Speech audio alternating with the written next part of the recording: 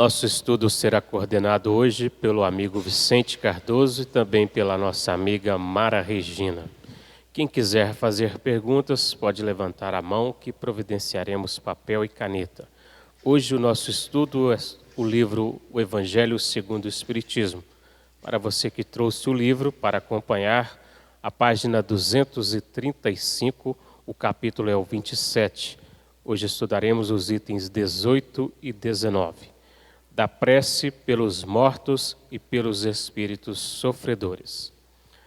A prece é reclamada pelos espíritos sofredores. Ela lhes é útil porque, vendo que pensam neles, sentem-se menos abandonados, menos infelizes. Mas a prece tem sobre eles uma ação mais direta, reergue-lhes a coragem, excita-lhes o desejo de se elevarem pelo arrependimento e pela reparação, e pode desviá-los do pensamento do mal. É nesse sentido que ela não só pode aliviar, mas abreviar seus sofrimentos. Vede o livro Céu e Inferno, segunda parte, Exemplos. Certas pessoas não admitem a prece pelos mortos, porque na sua crença não há para a alma senão duas alternativas: ser salva ou condenada às penas eternas, e num e noutro caso a prece é inútil. Sem discutir o valor dessa crença, admitamos por um instante a realidade das penas eternas e irremissíveis, e que as nossas preces sejam impotentes para lhes pôr um termo. Perguntamos-se, nessa hipótese, é lógico, caridoso e cristão rejeitar a prece pelos condenados? Essas preces, por impotentes que sejam para os livrar, não são para eles um sinal de piedade que pode dulcificar seu sofrimento?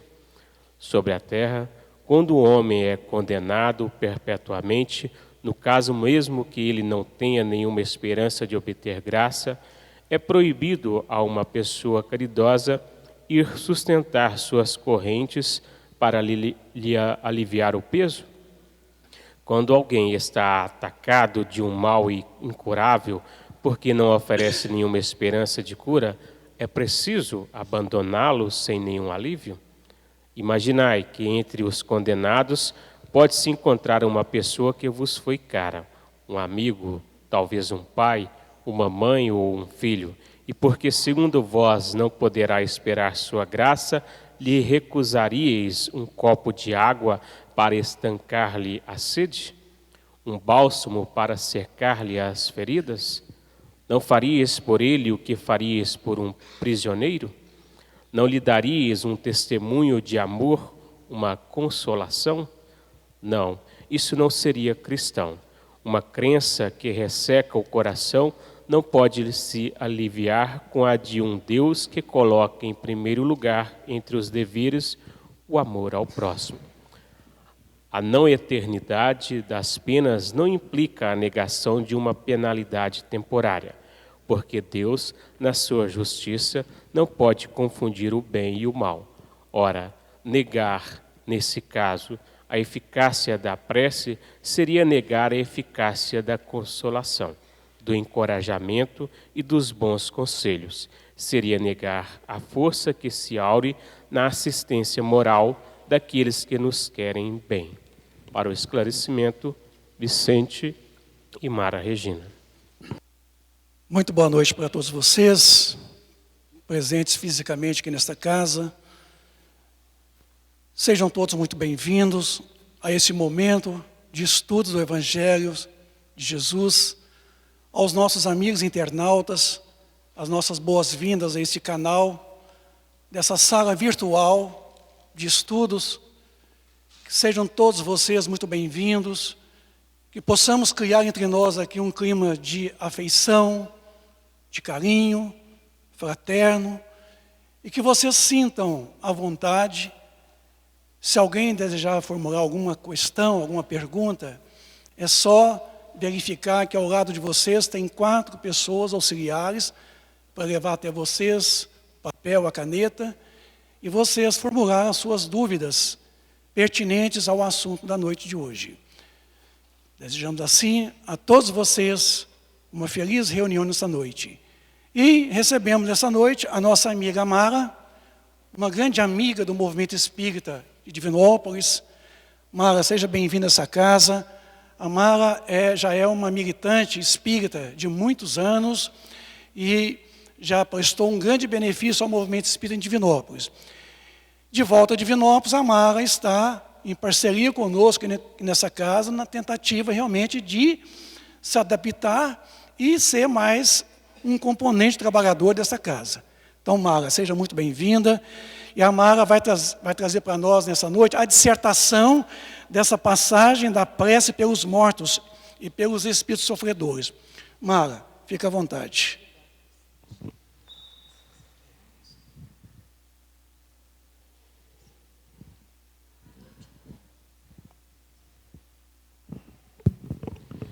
Uma boa noite a todos vocês, que Jesus nos abençoe, nos guarde, que tenhamos bom proveito. E antes de mais nada, eu quero agradecer as palavras do Vicente e agradecer a vocês e à casa pela oportunidade de estarmos aqui, porque somos nós que ganhamos. O estudo como profissional da área da educação, é super importante. E o estudo, quando direcionado para a vida própria, é muito mais. Principalmente diante de uma doutrina como a doutrina espírita, que quando, em momentos, nós somos desafiados na nossa vida, e não sabemos muitas vezes como agir, recorremos às orações, às preces. E graças a Deus, nós tivemos sempre o apoio de pessoas muito boas a nos orientar. Então eu agradeço muito que é por estas pessoas, Vicente, Márcio, entre tantas outras que passaram na nossa vida, mesmo quando estávamos fora de Divinópolis. Então, nós não podemos nunca perder a fé. E por falar em fé, tem a ver com o nosso estudo da noite. Nós estamos no capítulo de Pedi e obtereis. A grosso modo, se formos olhar, pedi, obtereis. É só pedir? Será que a prece, a oração, principalmente por aqueles que se foram ou aqueles que estão em dificuldades, ainda no outro plano, é somente pedir? Um fator preponderante da oração é a fé. Mas o que é a fé? Alguém quer arriscar? Pode falar. No máximo, se tiver fora, a gente brinca um pouquinho e pronto.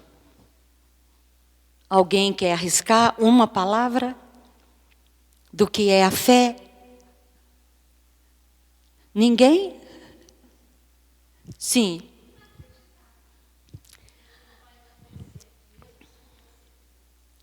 Pois é, minha irmã, eu também achava que era acreditar. Mas não é acreditar. A gente, nós, temos uma raiz, e graças a Deus que eu tive uma raiz em outros caminhos religiosos. Deus é um só. A religião é do homem. E não importa qual seja, desde que ela seja do bem. E nós, então, nesta época, lá atrás, nós achávamos que a fé estaria ligado ao acreditar. Mas a fé é muito mais do que isso. A fé é um sentimento profundo, é uma lei divina. Assim como todas as leis que estão ainda sendo trabalhadas pelo homem neste planeta chamado Terra, de provas e expiações. Ou, como nós lemos há pouco, expiações e provas. Mas um planeta em necessidade. Porém, já caminhando muito. E a fé é uma lei. É a minha relação direta com Deus. Sou eu. Não é dar crédito, mas oferecer razão e coração, por onde passa o sentimento. E aí nós perguntamos, como foi dito no Evangelho, como isso acontece? Eu devo fazer as minhas orações por aqueles que foram embora? Muitas vezes, aqueles que nós, de alguma forma, ainda estamos ligados e que às vezes não tivemos um momento muito feliz ao lado dessa pessoa. Nós estamos com aqueles com os quais necessitamos. Isso vocês podem ter certeza. E muitas vezes, particularmente, eu me perguntei, N vezes, por que nascer, caminhar e ir embora? E as coisas foram acontecendo, a doutrina espírita me foi apresentada, e como vocês participamos de N várias e continuamos a participar de reuniões para aprender e apreender a necessidade de estarmos aqui. A necessidade de estarmos ligados, às vezes, a alguém, como também muitas vezes escutamos na nossa vida. Mas por que eu estou com fulano, com a ciclana? Por que um filho assim? Por que fulano assado?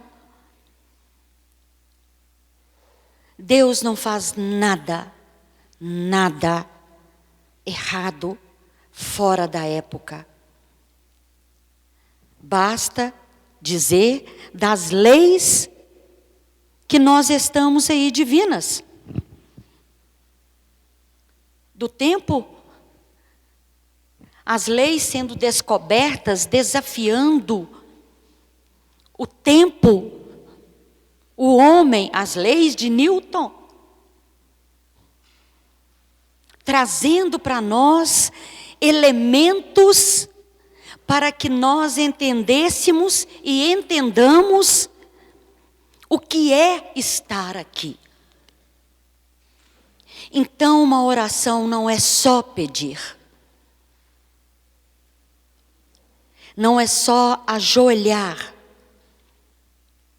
A própria palavra nos diz, orar, ação. Ação de orar. Oração.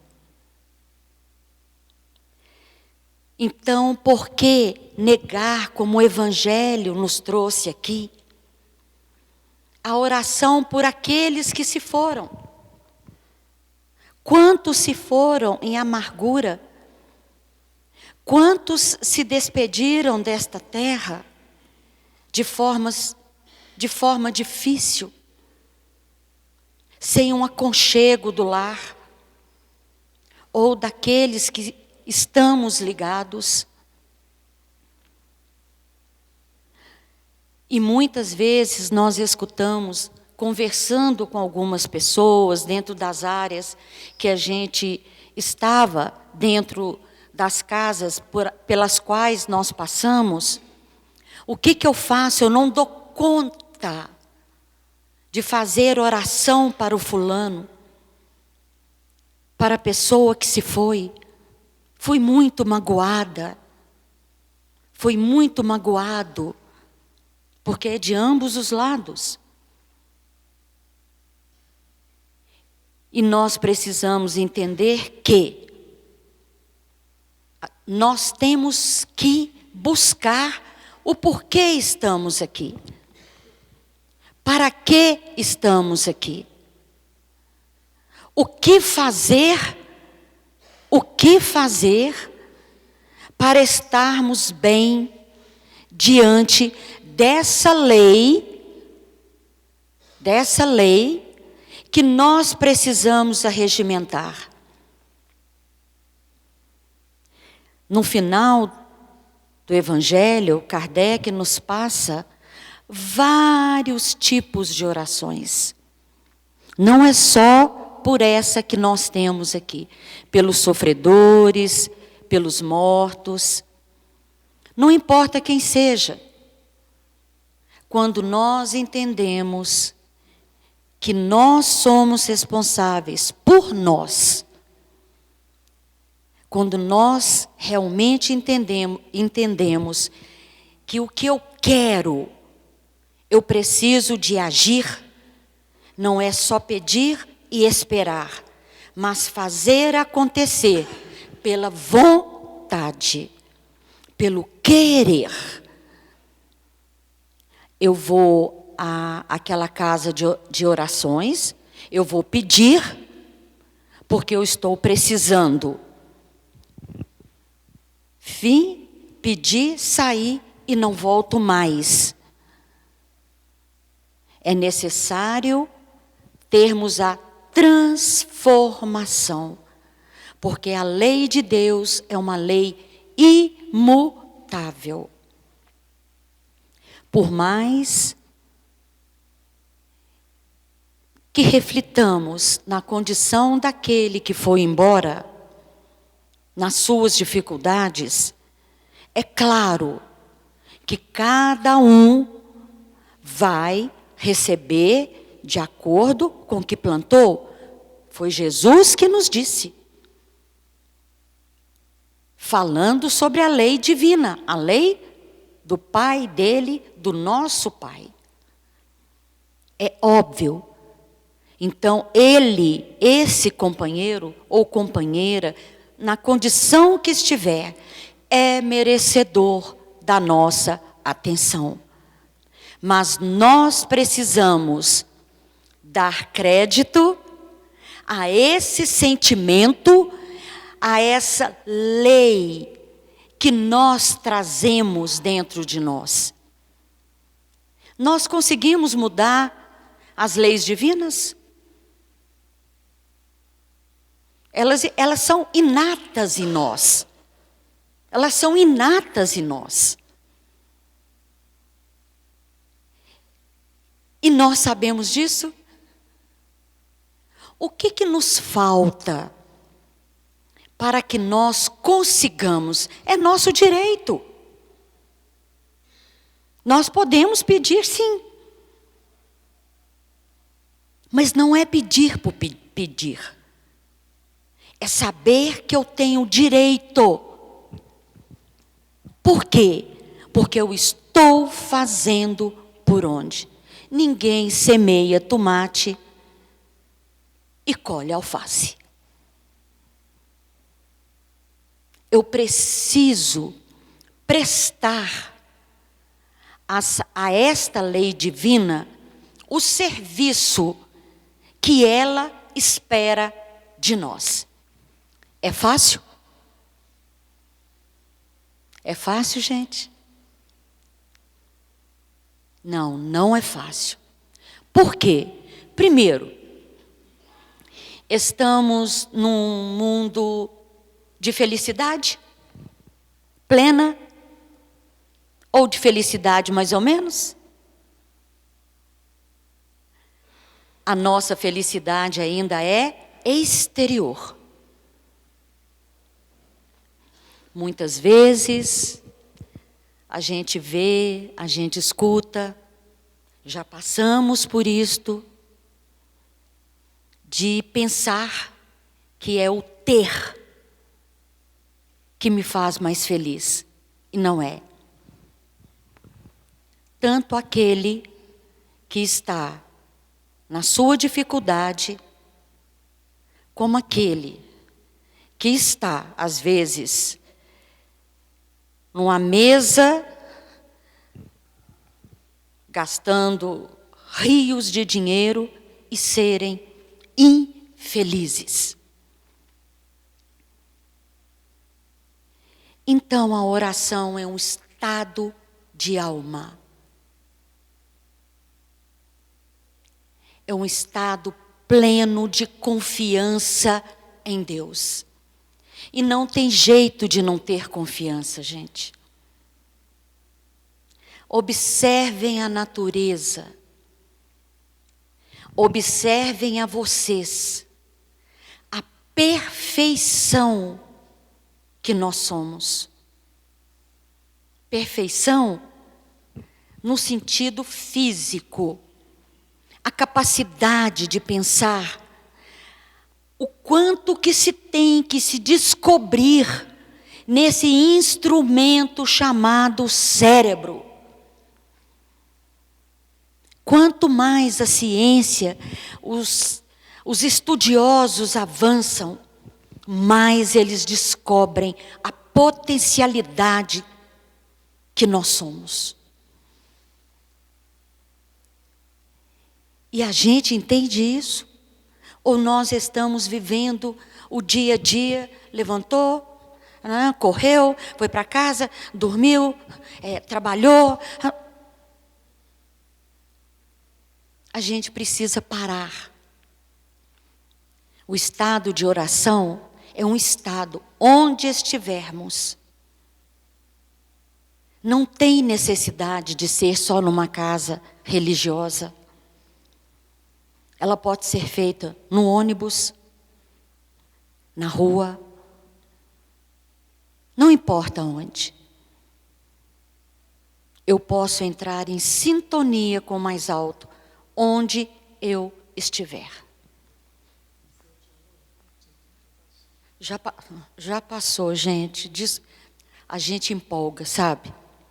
Porque nós não estamos falando aquilo que a gente não passa. Aqui não tem nenhum conhecedor, eu falo por mim, tá? Aqui tem alguém que teve a graça de ter a doutrina espírita como grande reveladora de mim. Do outro não sei, eu sei de mim. Na mesma luta que todos vocês, mas sabendo que existe um Pai e que toda oração que nós fizermos seja para o anônimo, não importa quem, não precisa nome. Eu estou conciliando esse alguém com Deus. Eu agradeço a vocês, peço desculpa ao Vicente de ter avançado. Eu estou sem relógio aqui, viu, Vicente? Eu agradeço muito a oportunidade de vocês. Que Deus nos abençoe. E orem por nós.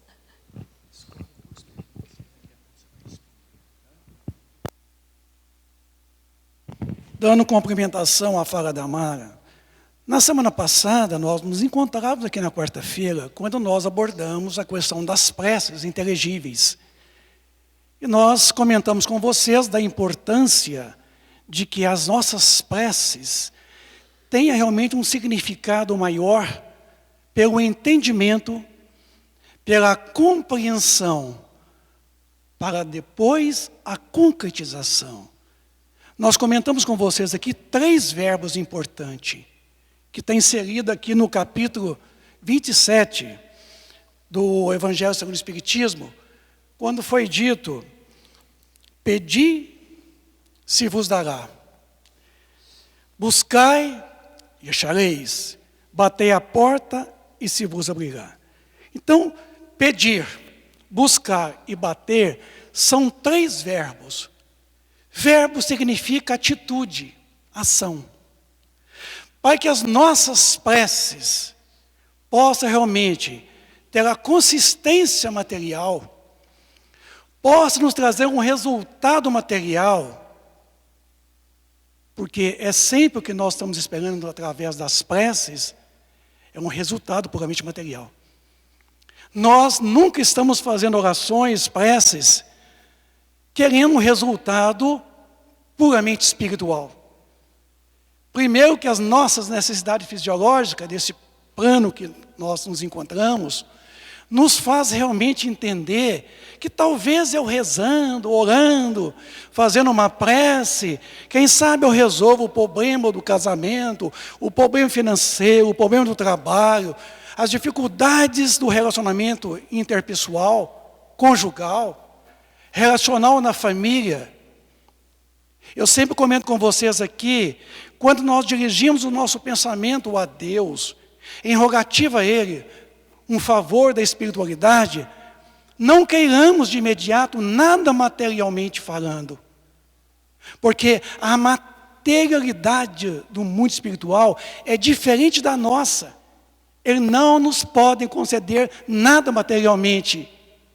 Eles só podem nos conceder auxílios puramente espirituais, que através dos nossos pedidos, porque a prece ela é uma recitação, a prece é uma poesia, que a gente pronuncia com os lábios, aonde o sentimento deve estar implícito nesse pedir.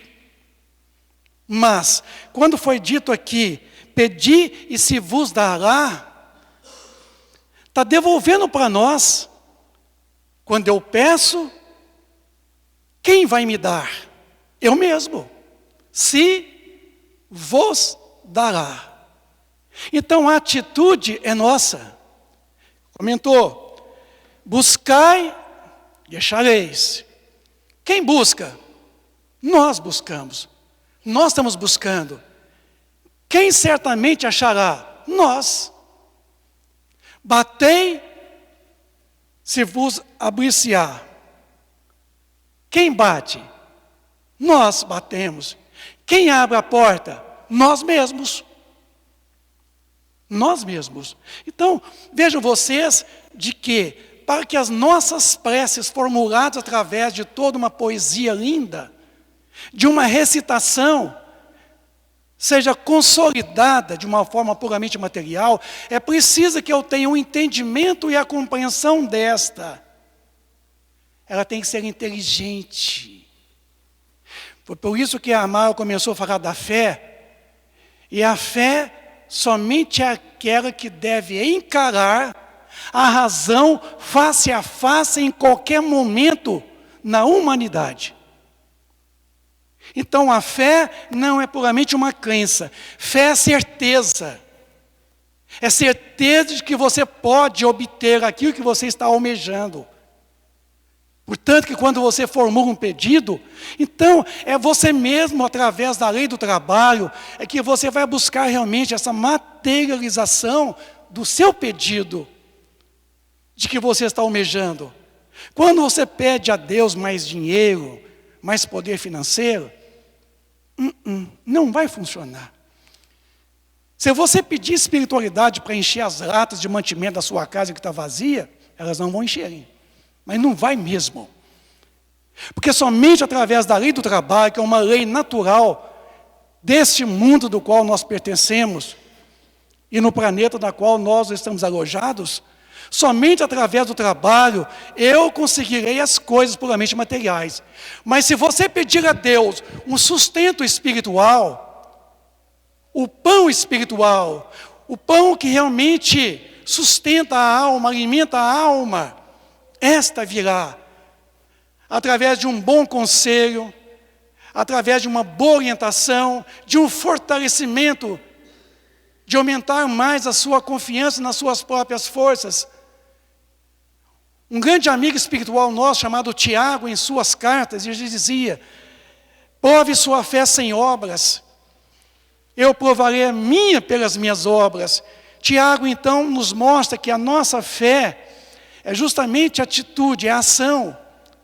E quando aqui se fala da prece pelos mortos, é valiosíssimo. Eu já comentei com vocês muitas vezes, vou voltar a comentar. Em relação aos nossos entes queridos já falecidos, nós não podemos fazer nada por eles materialmente, nada, nada, nada, nada.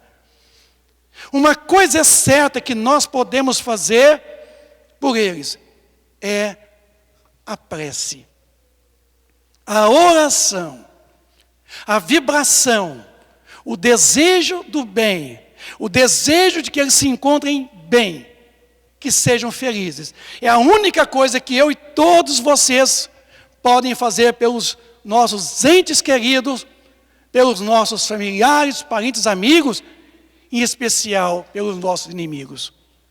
Porque se existe uma coisa nesse universo que funciona divinamente, é o princípio do entrelaçamento quântico. Explicado e comprovado pela moderna física quântica hoje, o emaranhamento. Existe um poeta inglês chamado Francis Thompson. Ele já dizia: se nós tocarmos na pétala de uma rosa, aqui nós tocamos uma estrela, equidistante daqui a milhões de anos-luz. Porque tudo no universo está conectado pelo princípio da associação explicado por Emmanuel no capítulo 8 do livro Pensamento e Vida. E quando ele fala também no segundo capítulo desse mesmo livro, Pensamento e Vida, ele explica que no universo tudo existe e vive em regime de interdependência recíproca. E nessa reciprocidade, todos nós estamos conectados, através da prece formulada pelo pensamento, carregando os nossos sentimentos e a nossa inteligibilidade, quer dizer, a inteligência do entendimento, da compreensão, daquilo que você deseja em relação ao outro, esta concretizará. Mas é preciso empregar na atitude da prece a inteligência. Ela tem que ser inteligente. Foi por isso que ele disse: crede que tudo que pedirdes pela oração. Ele usou o verbo no imperativo: havereis de conseguir. Por isso que eu sempre falo: cuidado com aquilo que peça. Cuidado com aquilo que se peça. Às vezes, o que estamos pedindo não é o melhor para nós nesse presente momento. Devemos orar pelos espíritos? Sim, é um dever moral, é um dever logístico e espiritual orarmos pelos espíritos. Orarmos pelos nossos entes queridos, familiares e até mesmo nossos inimigos. Se há uma coisa que possa tocar, é justamente esta oração. A mãe de André Luiz visitava ele durante 8 anos, estando ele na região umbralina. Ele não via a mãe, ele não ouvia a mãe, mas a mãe ouvia e ouvia o André. E orava junto dele, todas as vezes que ela a visitava. E foi através dessas orações que estas orações, essas vibrações, esta luz que nós emitimos pela oração, que tocou o coração endurecido, rebelde e recalcitrante de André Luiz. Água mole em pedra dura. É assim que funciona. Então, por isso, meus amigos, não esqueçamos nós todos os dias pensarmos em nossos irmãos, entes queridos, pensarmos até mesmo no inimigo, que é uma coisa que vai tocar profundamente num algoz, é justamente o desejo do bem a ele. As nossas vibrações de ternura, mas tem que ser incondicional. Não pode ser condicional. Porque Jesus nos ama incondicionalmente. Deus nos adora incondicionalmente, nos ama e é incondicional. Portanto, que as nossas orações, nossas vibrações devem ser feitas em relação a estes de forma incondicional. Vamos orar. Vamos vibrar. Se nós pudéssemos aqui agora verificarmos alguém em atitude de prece fervorosa, livre de um sentimento de rancor, de raiva, de ódio, como dizia o Cristo: quando vieres trazer a tua oferta, se tiveres qualquer coisa contra o teu semelhante, pare, volte e reconcilie com ele. Depois então, venha e faça a sua oferta. Porque essa atitude só valerá se vier de um sentimento puro, incondicional e inteligente. Então vamos tornar os nossos pedidos, esse buscar, esse pedir, é atitude. Mara, tem uma pergunta para nós aí? Aqui, ó. A Mara não estava acostumada com o microfone, viu, gente? Ela vai acostumar. Eu falei com o Vicente, sabe? A gente está acostumado assim, o tete a tete, chegar, ficar no meio, sabe? Mas a gente vai aprendendo, né? Precisa aprender.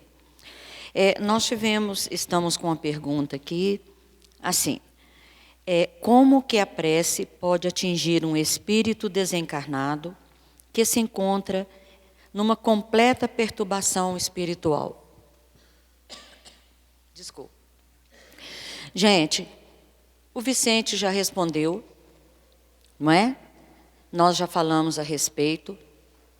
É essa disponibilidade do coração em fazer a oração para o nosso amigo, onde ele estiver.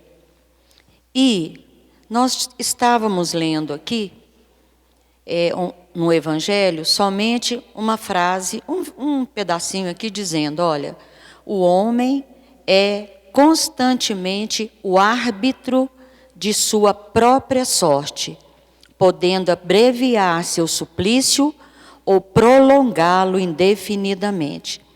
Sua felicidade ou sua infelicidade dependem da sua vontade de fazer o bem. Então, o nosso companheiro, se estiver, e às vezes sabemos que ele pode estar em dificuldade, a oração sentida, a oração raciocinada, pensada, feliz. Fazer oração com o coração nos deixa feliz. Nós estamos aqui materializados. Existem inúmeros aqui, muito mais do que os encarnados, nos escutando. Então, essa oração nada mais é do que nós acabamos de dizer. E confiar nesta energia. Nós conseguimos sim, com certeza. Na Terra falamos vários idiomas. Existem outros planetas que também é assim? Bom, eu não sei. Porque até então nós não temos agora uma prova existencial de vida como a nossa em outros planetas. Nós temos a certeza absoluta que há vida em todo o universo. Isso é fato patente. Isso não há que duvidar. Agora, dizer que no planeta A, planeta B, existe vida, nós não temos nenhuma comprovação ainda quanto à nossa aqui agora. Mas digamos que exista. Certamente, a dificuldade idiomática existirá. Certamente, essa dificuldade ela está ainda entre aqueles espíritos que vivem ainda na condição de um mundo ainda primitivo, um mundo de expiação e provas, um mundo ainda onde os espíritos precisam da fonética, precisam da escrita para se comunicar. Então, certamente, essa questão fonética, ela cria esse distanciamento num tocante à interpretação, porque uma coisa é certa, a linguagem dos espíritos é puramente mental, é puramente pelo pensamento, a linguagem dos espíritos. Mas estando nós condicionados ainda, a mundos ainda muito inferiores, Estamos condicionados a essa condição ainda de signos e símbolos para expressar as nossas ideias, para expressar os nossos sentimentos. Mas certamente, se houver um planeta X, onde há vida organizada, reptiliana, como a nossa, certamente eles terão as mesmas dificuldades, porque a questão idiomática está muito relacionada com o local, as circunstâncias habitáveis, certo? Digamos assim, a cultura, os povos. Haveria sim essa grande dificuldade. Uma vez que nós nos tornamos espíritos mais adiantados, mais evoluídos intelectualmente, nós não vamos precisar mais da fonética, dos signos, dos símbolos, para expressar os nossos pensamentos e sentimentos. Eles serão por si só significativos para tornar inteligível o sentimento, porque será sentimento a sentimento, pensamento a pensamento. Portanto, que eu tenho dificuldade em captar o pensamento de vocês, e vocês têm dificuldade em captar o meu pensamento. Por isso que essa dificuldade idiomática, ela sempre vai existir, porque nós temos a dificuldade ainda em transmitir o pensamento e receber o pensamento dos outros, que é uma faculdade futurista, que eu e vocês poderão certamente um dia adquirir. E uma vez adquirindo essa faculdade, certamente todos os meus sentimentos, desejos e conhecimentos serão inteligíveis simplesmente pela expressão que o pensamento carrega. Então, certamente, a gente vai ter essa felicidade um dado momento lá na primeira ordem dos espíritos. Mara, mais pergunta? Por favor. Eu acredito, gente, piamente nisso, tá? Como eu falei com vocês, quando nós vemos a obra de Deus, a natureza, nós sabemos que está sendo aguardado e guardado para nós coisas muito boas. Podem ter certeza disso. E a ciência, né, Vicente, já está descobrindo, já descobriu, pesquisando muita coisa. É aconselhável ter em casa fotos de um ente querido já falecido?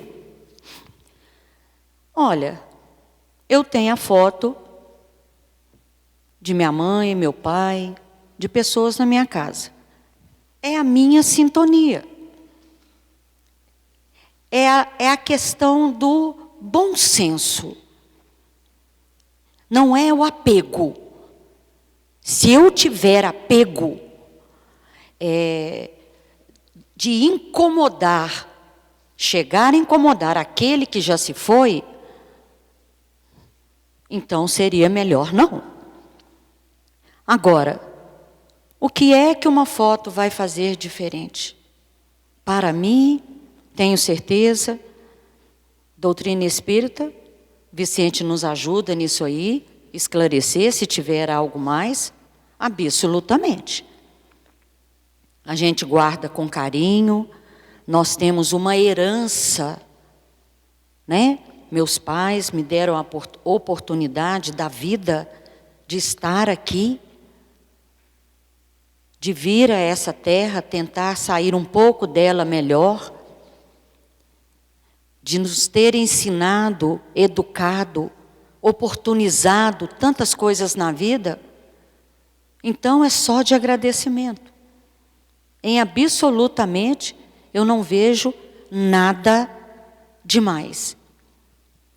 Do momento em que saibamos equilibrar. Se o meu sentimento não é um sentimento favorável, é melhor que eu não tenha naquele momento. Uma vez que, se eu não tenho a foto de alguém, eu a tenho essa mesma foto na própria mente, nos meus pensamentos. Nós podemos até abolir todas as fotos, jogarmos fora e queimá-las, mas esta permanecerá em nossa mente, em nossa memória. Não há nada mais marcante do que a nossa memória, que marca tudo. Agora, temos pelos nossos entes queridos já falecidos uma certa ternura por eles, um certo apreço, um desejo do bem, e nunca fazê-los cativo. Ai, meu pai, nossa, ai, ai, ai, o que eu sofro. Não fala isso não, você vai fazer eu sofrer mais. Se você percebe que você está sofrendo tanto com a partida dele, ele vai sofrer mais do que você. Não chamamos nossos entes queridos falecidos para junto de nós, não chama não. Deixe eles irem, deixe eles caminharem. Temos por eles sim um desejo ardente, a felicidade, a ternura. A saudade existe. A saudade, eu sempre falo para vocês aqui, a saudade é toda aquela energia gostosa que nós deixamos neles durante a existência, quando eles estiveram conosco aqui. E que impregnou ele, que ficou com ele. E que muitas das vezes, a gente às vezes tem aquela vontade de reencontrar, para receber a resposta, receber de novo aquela energia gostosa que nós despojamos em relação a eles, que nós doamos a eles. A vontade de revê-los. Então, é imperioso sim termos por ele um sentimento muito grande, mas nunca prendendo-os junto de nós. Podemos ter sim em casa as fotos deles, os bens materiais, doe para os outros. Você vai fazer o que com os bens materiais dele? Você vai vestir a roupa dele, o calçado dele? Não, doe para quem não tem, isso, disponha. Mas não fique clamando, meu pai, minha mãe, essa dificuldade que eu estou aqui, vem cá para me ajudar. Não vem não, não peça não, você está perturbando ele. A presença deles não nos ajuda em nada, em nadinha de nadinha. Pode ter certeza vocês. Pelo contrário, a presença deles no reduto doméstico só atrapalha. Só atrapalha, porque eles não podem fazer por nós nada, nada e nada, viu? O que nós podemos fazer por eles é unicamente as orações, as vibrações. Então, o retrato não atrapalha, podemos ter, mas não faça do retrato um catalisador, um meio pelo qual você o evoca, bota ali, fica olhando, imaginando, e lamentando, esconjurando. Não. Que o retrato signifique para nós uma breve recordação. Tem uma pergunta aqui, eu não posso deixar de falar ela. É importante frequentar o cemitério? Devemos ir frequentemente? Devemos mandar celebrar missas frequentemente? Bom, se é importante frequentar o cemitério, eu não sei, porque o cemitério ninguém está ali. Nós estávamos perdidos. Se enterrou o corpo, a gente fica ali. Vocês não concordam comigo? Cemitério que coloca ali são corpos. O ente querido não está mais ali não. E se ele tiver, coitado dele. Coitado. Vai ao cemitério, não tem um significado tão importante quanto a oração por ele. E para fazer oração não precisa ir lá nos despojos mortais. Porque ali só resta matéria. Para muitos espíritos, está muito aqui distante daqueles restos mortais. Então, não tem importância frequentar o cemitério. Mas se você quer ir, nada impeça. Certo? Mas se você fizer do túmulo, certo, o altar, você vai complicar o meio de campo. Então, assim, é melhor que você ore por ele, na onde quer que você se encontre. Na tua casa, pelas ruas, lá no lazer, dentro do centro espírita, enfim, não importa o local, como a Mara já comentou ainda há pouco. Devemos ir frequentemente? Eu não acredito que não. Eu, por exemplo, eu moro pertinho do cemitério. E eu não frequento o cemitério, porque eu não vejo nada ali dentro. Resto, aquelas coisas feias de túmulos, que dá uma sensação ruim. Por isso. Cemitérios nossos, infelizmente, são feios demais. Deveria ser uma coisa mais bonita, mais agradável, que dá uma sensação de quê? De beleza. E são túmulos muito feios. Então, celebrar a missa, para quem acredita, e para quem realmente acreditava na possibilidade da missa, Por que não? Eu acho que toda atitude de desejo do bem tem seu valor. A partir do momento que você acredita que uma missa vai poder ajudá-lo, sim. Por que não? Nada atrapalha. Não tem efeitos colaterais. Pode mandar celebrar a missa, mas você pode também fazer as suas orações em casa por ele, que vai dar na mesma. Viu? Porque esse negócio de pagar para o outro, rezar para a gente, em intenção do outro, por que você mesmo não faça? Não é isso? As chamadas indulgências pagas, as preces pagas que nós fazíamos muito tempos atrás. Então é o seguinte, tudo tem seu valor. Tá? Pode, nada impeça. Viu? Mara, mais uma pergunta aí? Deixa eu analisar essa, enquanto você responde a outra. Já respondeu? Olha o microfone.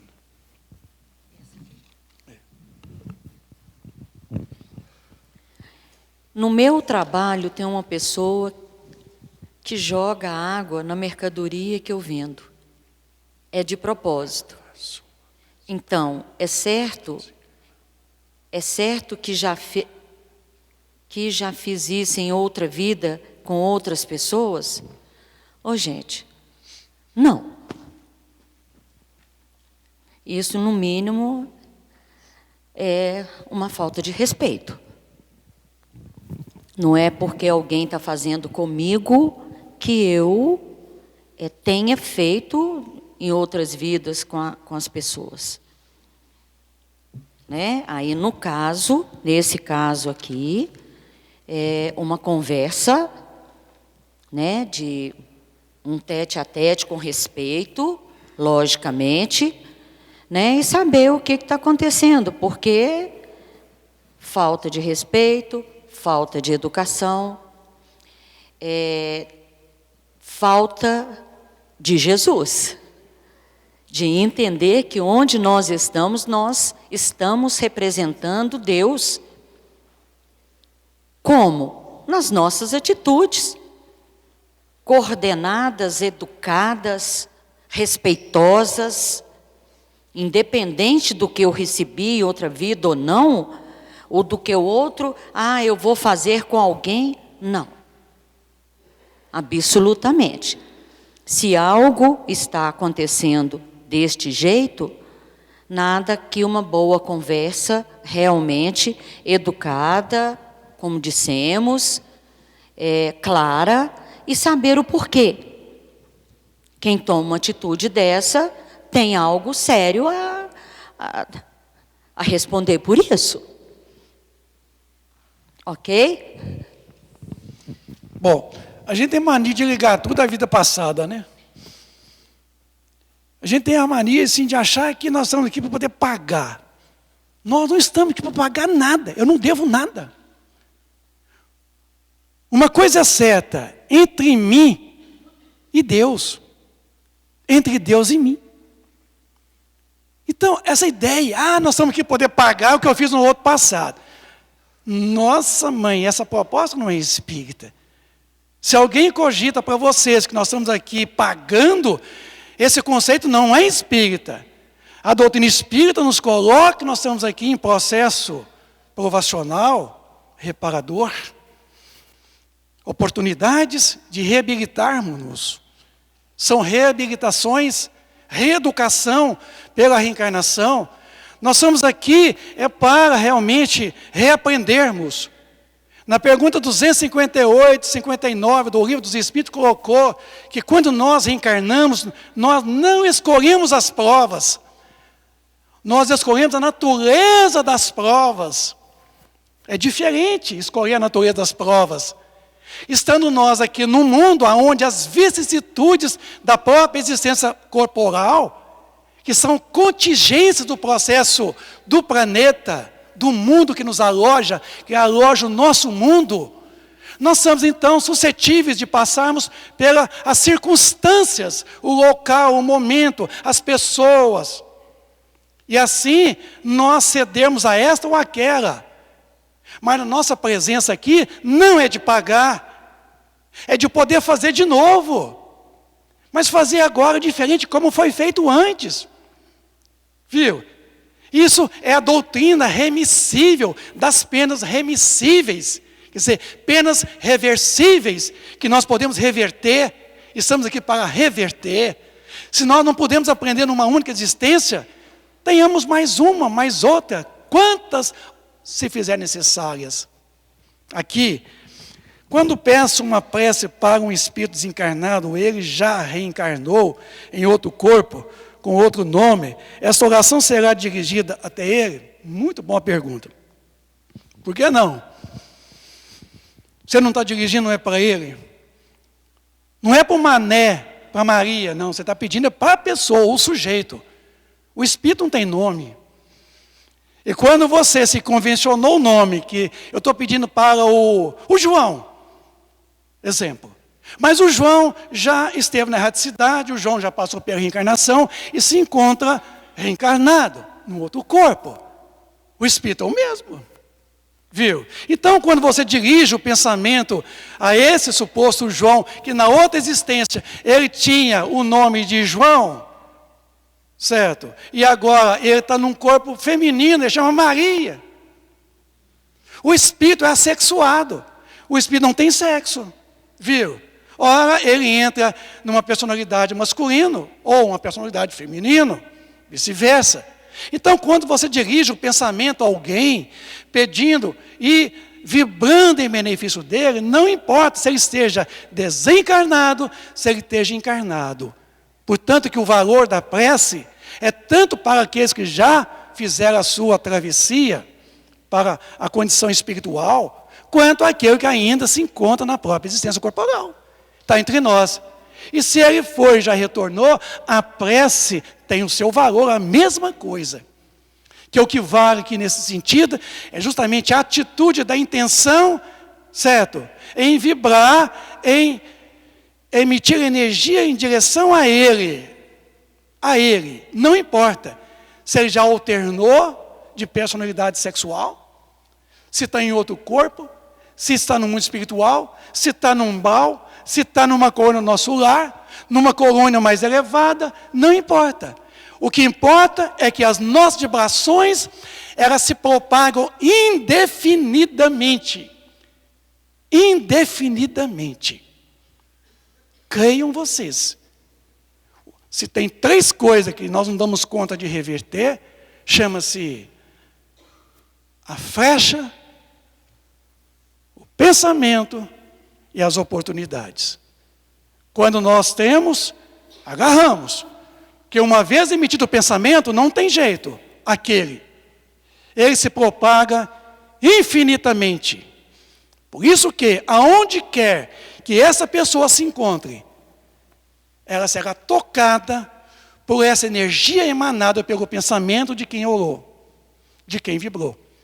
Porque o pensamento é energia. E o pensamento carrega os nossos sentimentos, a nossa inteligência. O pensamento carrega os nossos desejos. Por isso que orar por todos, orar pelos espíritos, é valiosíssimo. Primeiro que uma lâmpada acesa, o que é mais iluminado, o que é primeiro iluminado? A própria lâmpada, que emite a própria luz. Para terminar minha fala, diz Jesus, se teus olhos forem bons, todo o teu corpo terá luz. Então, meus amigos, que os nossos olhos possam ver tudo neste mundo belo, lindo, porque todos nós teremos muita luz. Agradeço o carinho e a atenção dispensado de todos vocês aqui presentes fisicamente, aos nossos amigos internautas, pela participação desse estudo do Evangelho. Agradeço a Mara e estou dizendo para ela para voltar mais vezes, para estar conosco aqui, sentado, falando para todos vocês. Uma boa noite para todos, até já. Obrigado.